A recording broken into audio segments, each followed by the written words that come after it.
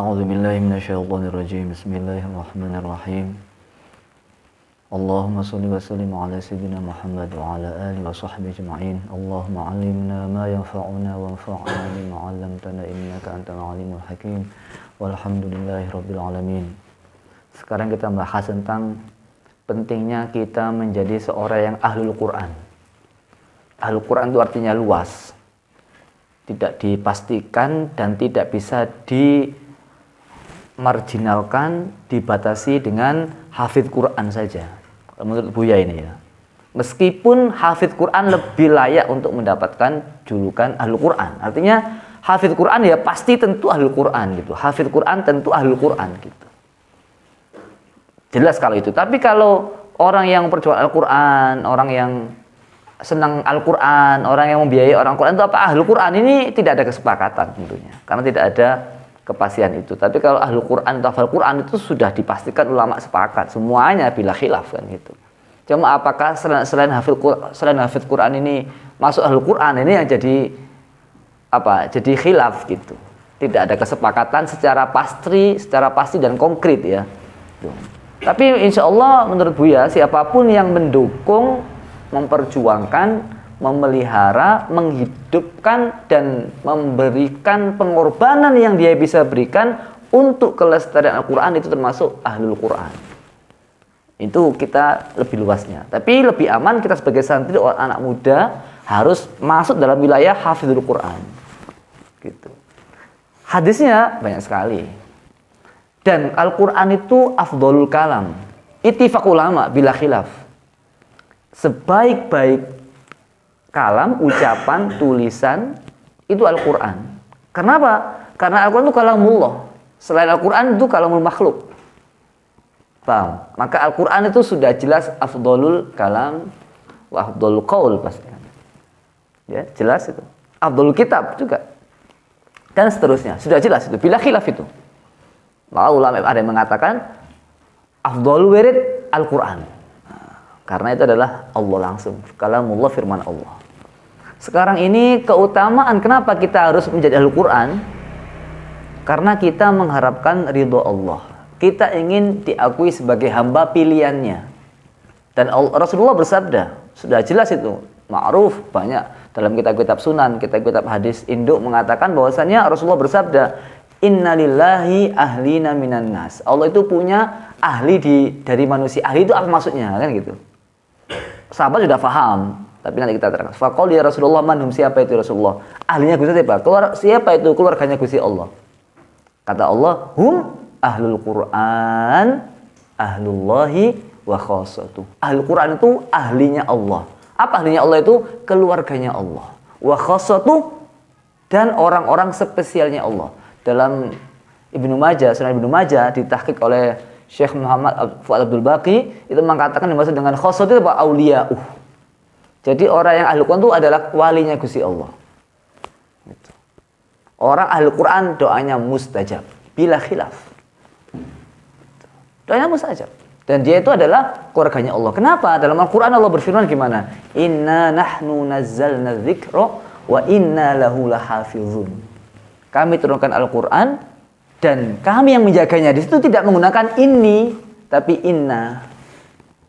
Tidak inni nazzaltul Quran, kan gitu. Tidak, tapi inna nahnu nazzalna dzikra wa inna lahu lahafizun jama'. Itu artinya apa? Allah melibatkan orang-orang tertentu dari hamba pilihannya untuk menjaga Al-Quran.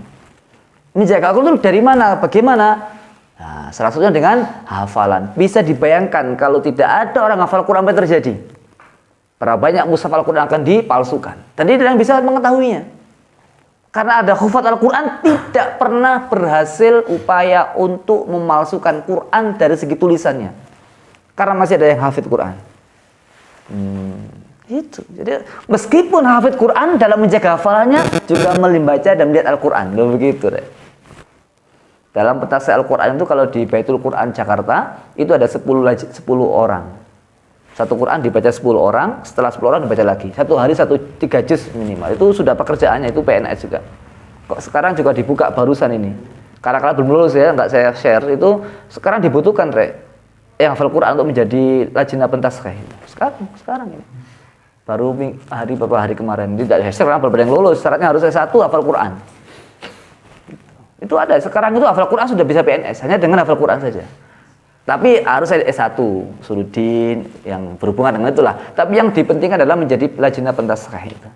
Jadi orang-orang yang hafal Quran itu layak mendapatkan predikat ahlul Quran itu ahlullah karena dia diberikan Allah keistimewaan untuk bersama-sama menjaga Al-Quran meskipun Allah yang milih gitu.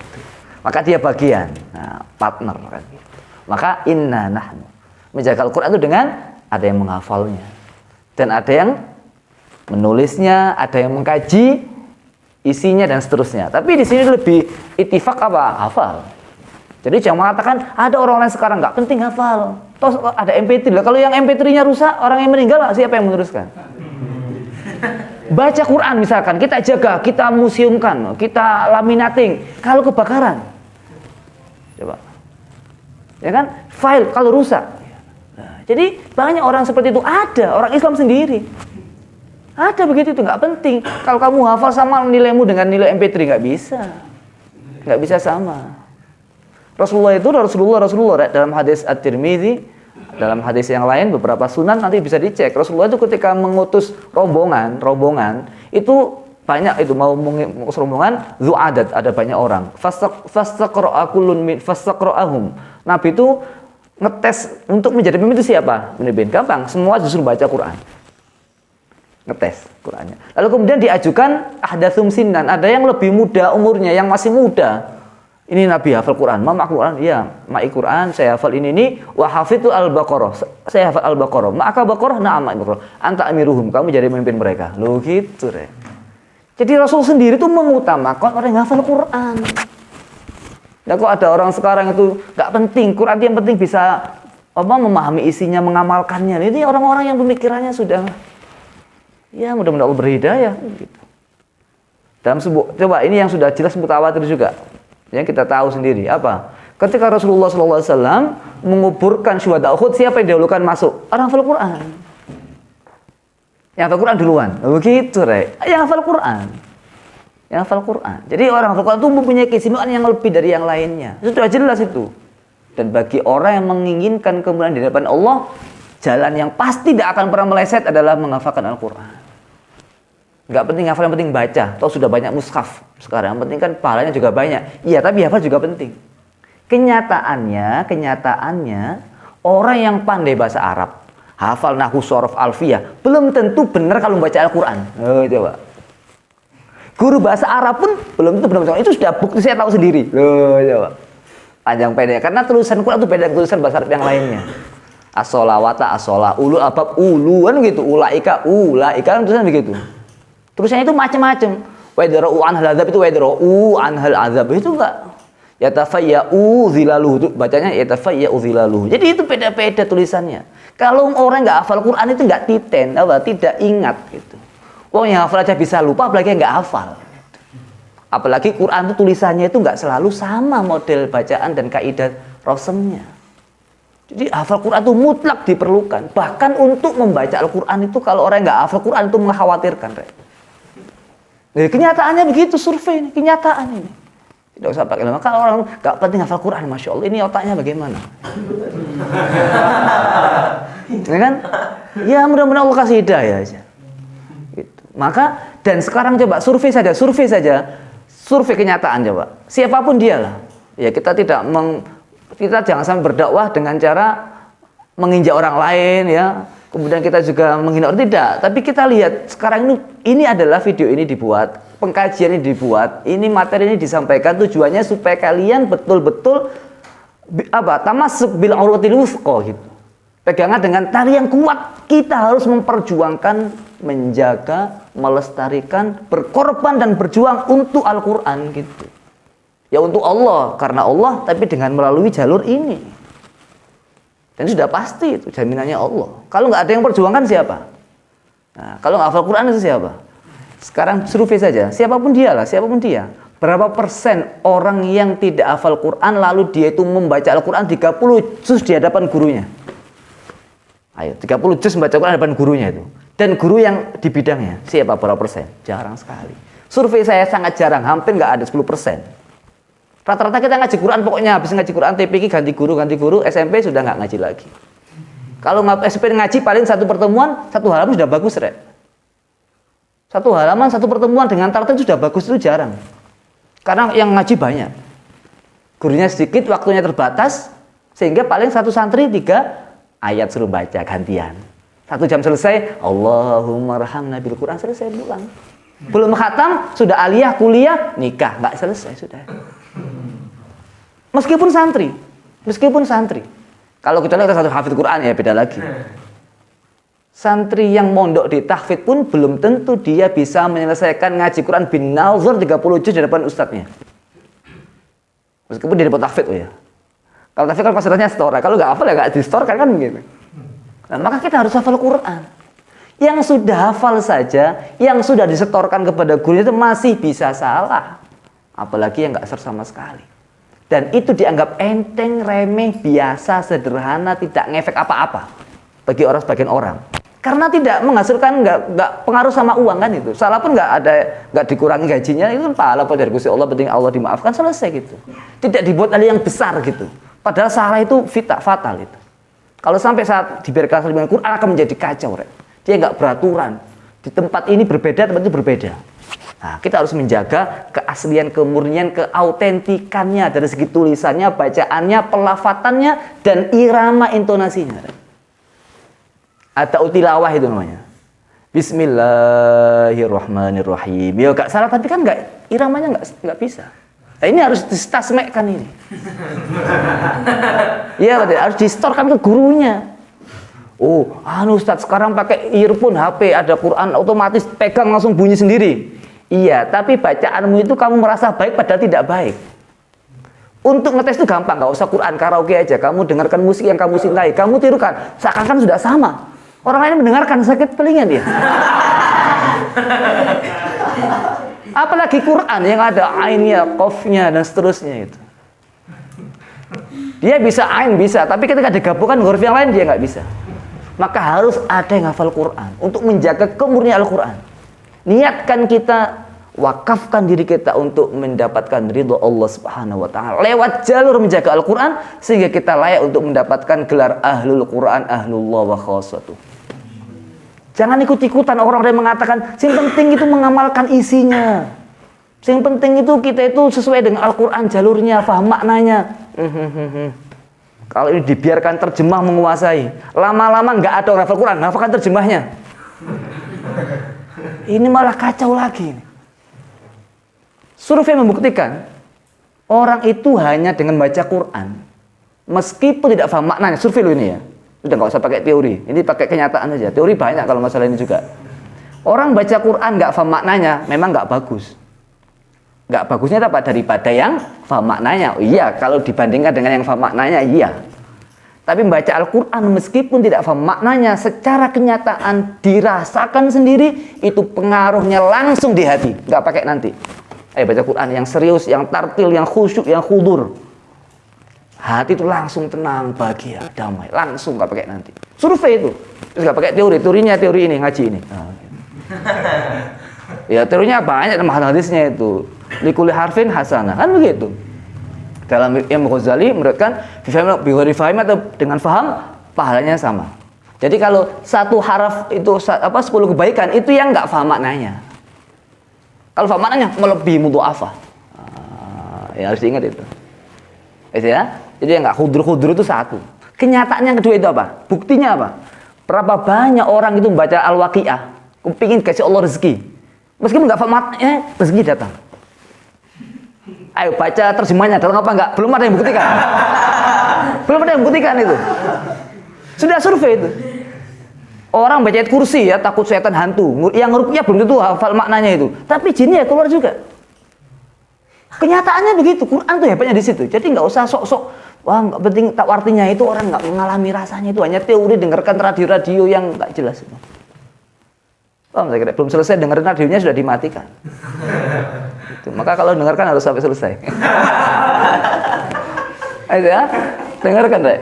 Ini penting ini. Sekarang itu banyak apa? Perkataan-perkataan yang menyenangkan, yang membuat kita enak-enak saja gitu, dengan logika-logika keilmuan yang nggak tahu dari mana sumbernya itu. Ayo silakan ngeruqyah pakai terjemahan, nggak ngefek gitu, nggak ngefek. Padahal tahu artinya itu. Ayat kursi nggak tahu artinya dibuat ngeruqyah, meskipun dia nggak paham, itu terjadi, itu reaksi. Kenyataannya begitu. Jadi kalau ada baca Quran tuh kalau nggak tahu maknanya itu nggak bagus, itu kata siapa itu? Ya nggak bagus dibandingkan yang tahu maknanya. Iya. Itu orang yang hafal Quran tuh sering juga dibully, Rek. Itu hafal Quran tapi nggak bisa fikih, nggak bisa bahasa Arab, nggak tahu maknanya, itu sekedarnya dia ini jelas belum merasakan dia. Dia belum merasakan nikmatnya baca Quran. Dia belum bisa merasakan bagaimana pengaruh Al-Quran di hatinya, di pikirannya, dan di hidupnya. Nggak merasakan, dia nggak merasakan. Belum merasakan. Karena mondoknya belum tuntas, sudah ada PPKN. Ya, harus ingat ya. Ini penting. Jadi harus ada orang yang hafal Al-Quran. Tidak hanya untuk diri kita, tapi juga untuk menjaga kemuliaan Al-Quran. Kita ingin dipilih oleh Allah untuk menjadi orang-orang yang ahli Al-Quran sebagai keluarganya Allah. Wis. Yang selanjutnya, perhatikan, Rek. Ini kita jangan lama-lama juga nggak bagus. Ya. Dalam sebuah hadis Ad-Darimi dan yang lain-lainnya disebutkan banyak. Hadis ini disebutkan, lau ju'ilal Qur'anu fi ihabin. Andaikan Quran itu ditaruh di kulit apa saja lah ya. Summa ulqiya finnar mahtarok. Lalu kemudian kulit itu dilemparkan di api, maka dia tidak akan terbakar. Kalau kita syarahnya, lihat matan hadis yang lainnya, riwayat yang lain itu menyebutkan sebagian apa? Lau kana al-Qur'anu fi ihabin mamassatun nar, tidak akan tersentuh api. Wa fi riwayah ma'akalatun nar, tidak akan dimakan api. Ini ulama menafsirkan apa yang dimaksud dengan kulit ini apa? Hatinya orang beriman. Yang dimaksud dengan api adalah api neraka. Orang yang hatinya ada Al-Qur'annya tidak akan tersentuh api neraka. Sudah jelas itu. Zahir al-batinan. Sudah banyak media sosial. Kalau punya pulsa lihat YouTube. Banyak orang itu digali kuburnya utuh jasadnya. Kenapa? Guru ngaji dia. Oh, dia hafal Quran. Itu sudah puluhan, tidak satuan, puluhan. Sebelum di neraka sudah selamatkan tubuhnya oleh Allah. Dia. Dan cerita kisah nyata di Baitul Quran Taman Mini, sebelum punya kantor di Taman Mini itu, Baitul Quran itu ada nyewa apartemen. Sudah saya ceritakan itu kan ya. Itu kan ada beberapa tumpukan kertas di atas itu. Itu kebakaran, satu apartemen kebakaran. Kecuali kamar yang ditempati lajnah mushaf Al-Quran itu. Satu kamar nggak kebakar. Itu para panitia lajnah itu, waduh ini gimana kalau sampai terbakar, ini banyak dokumen-dokumen Quran yang akan hilang hangus, sudah dikoreksi. Ternyata satu kamar itu utuh, nggak tersedapi neraka di dunia ini. Kertas biasa nggak utuh, nggak bisa. Ini saking hebatnya Al-Quran. Ya, cerita sudah ada. Kemarin juga lihat di Google, itu kebakaran di masjid, Quran nggak terbakar. Semuanya hangus rata, tapi Quran nggak terbakar. Tapi kalau sengaja dibakar, dalam rangka menjaga kemuliaan Quran, boleh. Misalkan di musola, Quran sudah rapuh, nggak bisa dibaca, sudah kotor, usang, sudah kertasnya, sudah banyak abunya, dibakar itu lebih baik ulama. Sebagian ulama juga mengatakan dikubur, tapi saya kira lebih bagus ya dibakar ya. Untuk menjaga kemudian Al-Quran kertasnya itu. Jadi Al-Quran itu kalau kamu hafal Quran, di hatimu itu ada Al-Qurannya, kamu masuk neraka, ngapain nggak ngefek neraka itu? Itu artinya apa? Artinya kamu tidak bisa masuk neraka. Ahli Quran nggak bisa masuk neraka. Orang yang hatinya itu ada Al-Qurannya tidak bisa masuk neraka. Kalau masuk neraka sama dengan bakar Al-Quran dia. Oh gitu. Apa kurang enak ya? Dunia itu nggak lama, Rek. Banyak virus berterbangan, Rek. Apa bekalmu nanti itu? Menjaga jasad itu pakai apa? Pakai masker? Belum tentu. Iya pakai, jangan sampai nggak dipakai. Tapi apakah ada kepastian? Tapi kalau hatimu ada Al-Qur'annya, maka neraka, api nggak bisa menyentuh. Jaminan dari Allah itu sudah. Kenapa kita ragu? Kenyataan sudah ada. Dalam riwayat yang lain, Rek. Ini insya Allah dalam Ibnu Katsir, dicek Ibnu Katsir ya. Fadilah surat Tabarok. Jangankan Quran 30 juz. Kamu menghafalkan cuma 2 halaman. Itu sudah jaminan selamat, Rek. Terutama ini apa? Surat Tabarok. Kan ketika itu ada malaikat mau menyiksa. Ini jangan nyiksa. Aku ini kalau kamu menyiksa orang ini sama nyiksa aku karena aku ada dalam dirinya. Terus kata malaikat, loh dia orang ini tubuh orang ini maksiat. Iya, tapi kalau kamu menyiksa dia, kamu menyiksakan Al-Quran. Itu adalah Tabarok. Karena saya siap malam, karena saya ada dalam dirinya. Akhirnya malaikat bingung, ya apa gitu? Disiksa ini ya. Oh, no, Tabarok yang nggak disiksa ini tubuhnya maksiat itu. Akhirnya kata Allah, udah biarkan. Jadi orang yang dalam hatinya hanya ada 30 ayat dari surat Al-Mulk, itu sudah jaminan malaikat nggak berani nyiksa. Nyiksa orang ini sama dengan nyiksa Quran, begitu. Taruhannya Al-Quran firman Allah ini. Maka hati-hati kalau ada hati kok hafal Quran, ini mengkhawatirkan ya dia. Akrimu hamalatal Quran, muliakan orang hafal Quran. Faman akramahum faqad akramani.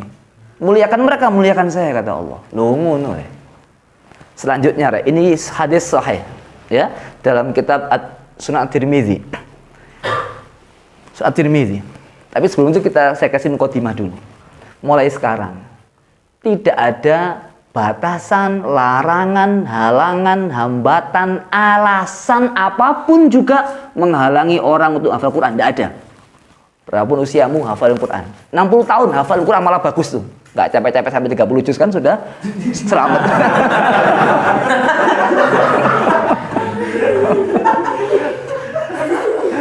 Gak ada halangan tua, gak ada halangan otaknya lambat, gak ada halangan. Gak ada halangan mulutnya repot, gak ada halangan. Semuanya hafal Quran. Setidaknya, ini kalau ukuran santri beda. Ini minimal, ini untuk semuanya. 1 ayat 1 hari. 1 ayat 1 hari hafalkan Quran. Itu ayat. 1 hari hafal Quran. Pagi ngafalin Quran, siang, sore, malam, maghrib itu ya deresnya itu dok. Nganggur ngafalin itu. 1 ayat 1 ayat. Meninggal dunia kok belum hafal. Insya Allah di kuburan meneruskan hafalannya. Ini yang mengatakan Syekh Ahmad Kaftaru. Terus kemudian kalian juga sama. Kalau orang awam mungkin 1 hari 1 ayat. Kalau kalian 1 hari 1 halaman. Terus ngafalin. Gimana murojaahnya? Udah ngafalin dulu, nggak usah mikir murojaah. Itu bukan nggak penting ya. Udah ngafalin dulu saja. Kalau bisa murojaah, ahsan afdol wa atammu akmal. Itu ideal. Pak aku harus di murojaah. Tapi murojaah itu kan orang itu kadang-kadang sibuk menghafal Quran gara-gara repot murojaahnya. Sudah, hafalin Quran, setorkan kepada guru yang kompeten, belajar sama orang yang ahli di bidangnya. Nanti setelah hatam, kalau biasanya 1 hari 1 ayat, berarti murojaahnya setelah hatam sehari 2 ayat. Terus gitu. Hatam kan nggak lancar lagi itu kan, lupa lagi kan, terlalu lama jaraknya. Nah, murojaah lagi 3 ayat terus. Jadi hidupnya itu selalu dengan Quran hatinya. Paham? Itu caranya. Tapi kalau santri ya kan ya beda lagi. 1 hari 1 ayat, 1 halaman. Selesai Anas kan lupa semua. Nah, 2 halaman. Lupa lagi 3 halaman. Kan lebih mudah. Karena sudah pernah dihafalkan otomatis lebih mudah menghafalinya daripada yang pertama. Maka semuanya ini punya kesempatan dan harapan, kemudahan untuk bisa sampai menjadi hafizul Quran. Semuanya. Justru malah kalau belum hafal malah bagus. Meninggal dunia belum lancar, kan proses mengelancarkan. Kata malaikat, ya kok belum lancar, proses menghafalkan malaikat keburu dicabut nyawanya. Gitu. Ahli Quran. Jadi semuanya menghafal Quran dan menghafalkan Quran itu mudah. Allah jamin walaqad yassarnal Qur'ana lidzikri fahal mim mudzakir. Tafsirnya itu apa? Lidzikri lil hifzi. Kita itu menghafalkan ayat kursi hampir gak pernah menghafalkan, tiba-tiba apal gitu saja. Al-Ikhlas kita gak pakai menghafalkan, hafal sendiri. Anas hafal sendiri, Al-Falaq hafal sendiri. Karena apa? Terlalu sering kita baca, terlalu sering kita dengarkan. Dibantu para imam masjid-masjid rawatib itu. Wes gak pakai murojaah apa dewe wes. Ya kan? Karena imam itu rutin.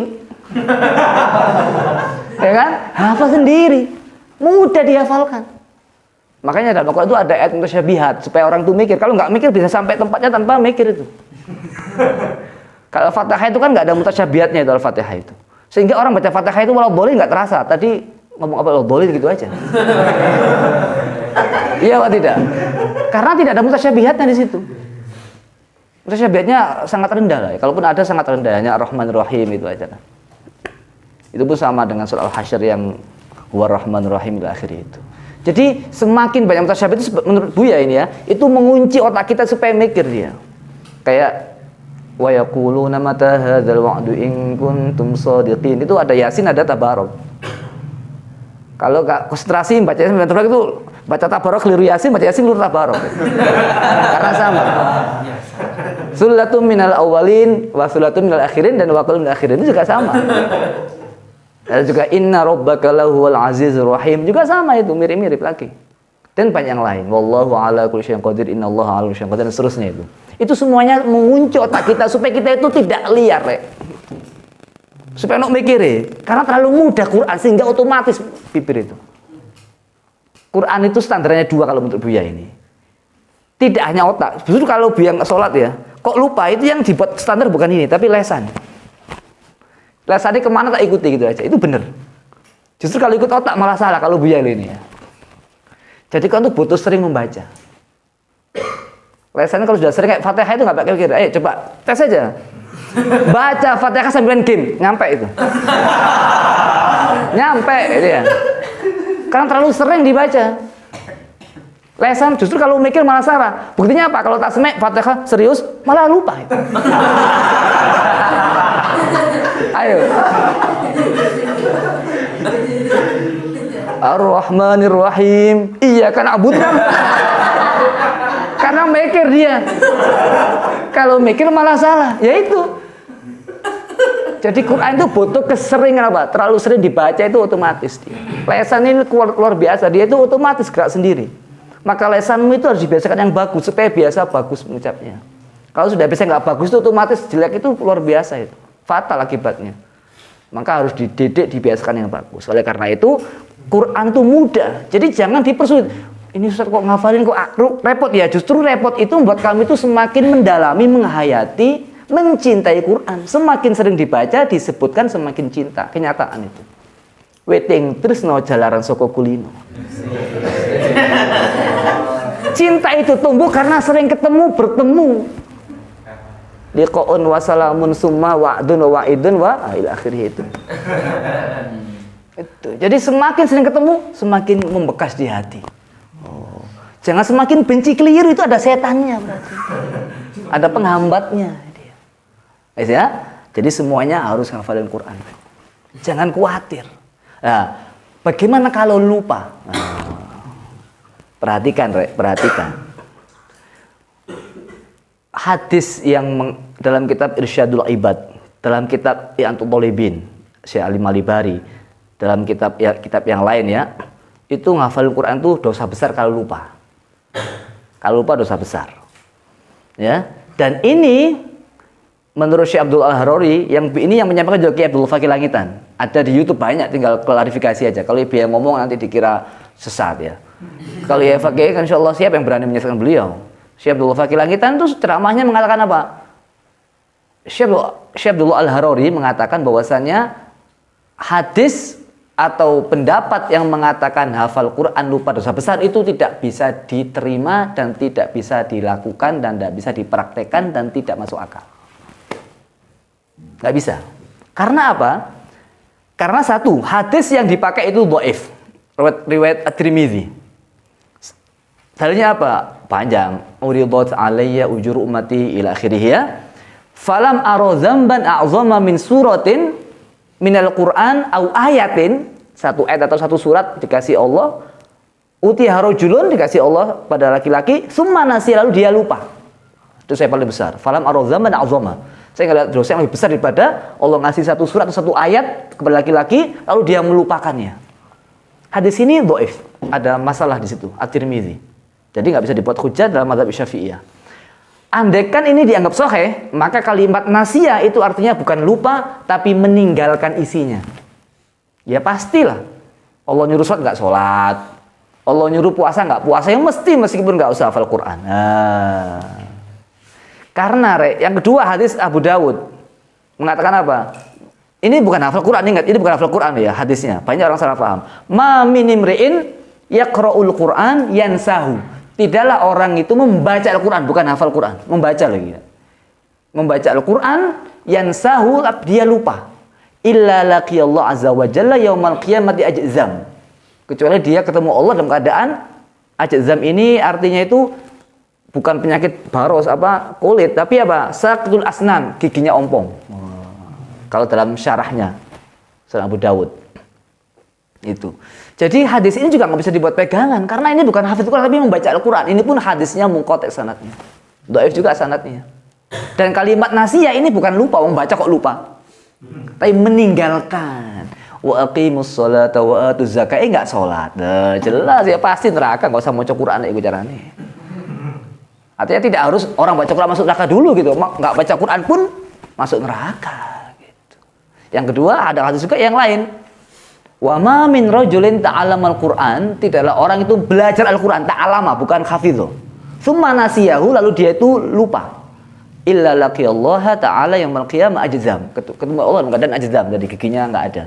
Di sini kalimat nasiya ini tidak bisa difahami sebagai lupa karena ta'allama. Kalau kamu belajar Quran, ilmu Quran lupa, ujian nggak bisa, itu neraka semua. Berarti neraka dipuhuni lulusan IAT semuanya. Lulusan tafsir semuanya itu masuk neraka. Habis belajar lupa. Yang nggak masuk neraka yang 100. Boleh-boleh dosen juga masuk neraka juga, lupa dia. Kalau ngajar boleh pakai PowerPoint kan karena ada nggak hafal semuanya, apa maksudnya? Nah ini kacau kalau begini caranya. Ini nggak masuk akal, Rek. Kalau kamu itu nggak mau lupa, nggak usah menghafalkan.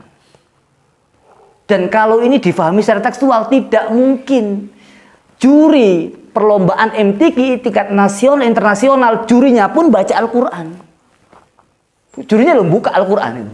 Terus juri kayak mesti mantan juara semua itu. Nah, kalau ini caranya kan juri, si lomba MTQ ngerokok disik kan gitu. Nah, ini kan kacau ini caranya ini. Bahkan yang lomba MTQ itu juga lupa rata-rata itu. Ya nggak lupa, juara 1. Juara 1 pun di lomba lagi lupa lagi dia. Ayo, sehari ini juara nggak lupa ya. Besok suruh lomba lagi, nggak persiapan, boleh jadi lupa dia itu. Wah jangan kan lomba. Di situ ingat masuk ruangan udah lupa. Iya nek lupa tengah-tengah, mulai nggak bisa. Apa? Mulai tak nggak iso Rek. Berapa detik itu loh. Di luar sana wah apa lu wis buanter suarane melbu apa ya? Nggak ngerti lu. Keluar lagi. Loh iki coba. Lah masuk ini kin rokok Rek coba.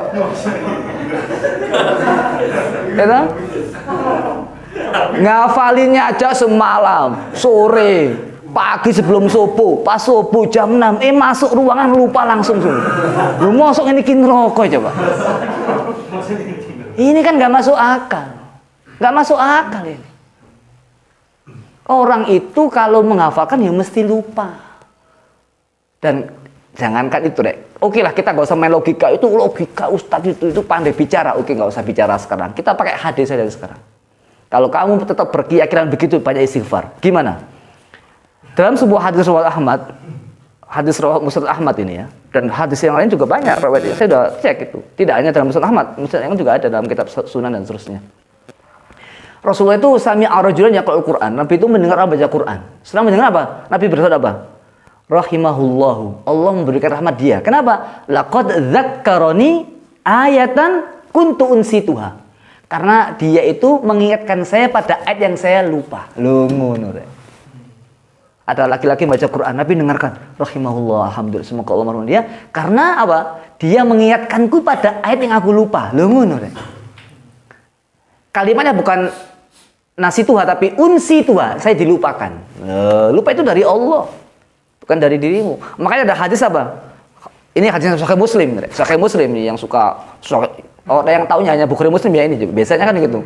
Taunya hanya Bukhari Muslim. Kalau enggak itu enggak mau misalkan. Ini sekarang Muslim sekarang. Itu Ahmad sekarang Muslim. Ya oke, Muslim. Ya kan? Gimana? Rasulullah bersabda gimana? La yaqul ahadukum nasitu ayata kaita wa kaita. Jangan ngomong kalian tuh nasitu saya lupa ayat ini, jangan. Bal huwa nusia, tapi dia dilupakan Allah. Loh, nure. Makanya alasan, saya nggak mau ngafal Quran Ustaz. Kenapa? Karena membaca Quran di mushaf lebih banyak pahala daripada nggak lihat mushaf. Iya. Tapi survei membuktikan orang yang paling banyak lihat mushaf adalah orang yang hafal Quran. Alasan mana nggak hafal Quran? Kan alasan dia. wis gak apal kakek alasan. Ini masalah. Apalagi wis gak belajar, gak ngaji, gak ngafalkan, menghalangi atau bahkan melarang orang untuk hafal Quran. Ini harus segera diberikan kesadaran pemahaman. Harus disosialisasikan supaya orang itu tidak mati dalam pikirannya yang menjerumuskan dan menghancurkan dia. Lebih fatal daripada virus corona ini. Paham tak? Kalau virus itu menyerang fisik, tapi salah faham dalam Al-Quran menyerang rohani. Dan rohani itu kekal kepada Allah selamanya. Paham tak ya? Bukan berarti corona nggak penting, ya penting, kita harus hindari juga. Ya, ya kita doa sama Allah supaya selamat, tetap. Cuma ini juga harus kita sosialisasikan. Kan saking gawatnya virus kan sampai setiap status hati-hati 5M, ya, distancing dan seterusnya. Iya penting, tapi hafalkan Quran, penting sekali. Loh, itu juga penting. Hindari pikiran ngawur, ngacau, nggak karuan, nggak punya sumber, asal ngomong. Nah, itu penting. Paham tak? Banyak orang nggak karuan itu. Jadi orang lupa itu bukan lupa sendirinya, tapi dilupakan Allah. Jadi kalau kamu sana luar, sini masuk, lupa, dilupakan Allah. Paham? Jadi kalau kamu jadi guru ngaji besok nggak usah marah-marah. Iki kok lali ya naik. Ya nggak usah diseneni yang dia itu lupa kok. Allah yang melupakan kan gitu. Ada apa enggak guru yang begitu? Ada, iki lupa ini. Ya. Perhatikan yang sabar. Itu ada di video-video itu banyak. Metode lama, metode di Afrika juga Bilal sendiri itu kalau nggak hafal tuh dipukul ya. Pukul. Ada di YouTube itu ada. Lihat itu. Ya mungkin mendidik dengan caranya sendiri ya. Cuma kalau hanya untuk karena lupanya ya jangan. Kecuali kalau dia nggak serius. Tapi ya kalau bisa jangan mukul lah. Sudah. Sekarang sebelum terakhir ya, kita lihat. Hafalkan Quran, Rek. Kalau kamu hafalin Quran seumpama meninggal dunia. Tapi kalau bisa kita sebelum meninggal sudah hafal Quran. Ya. Sebelum meninggal dunia kalau belum bisa hafal Quran, nanti di kuburanmu itu kamu itu nggak nganggur, Rek. Meneruskan hafalin Quran. Yang lain disiksa, nangis, menjerit, merintih, kesakitan. Kamu a'udzubillahi minasyaitonirrajim.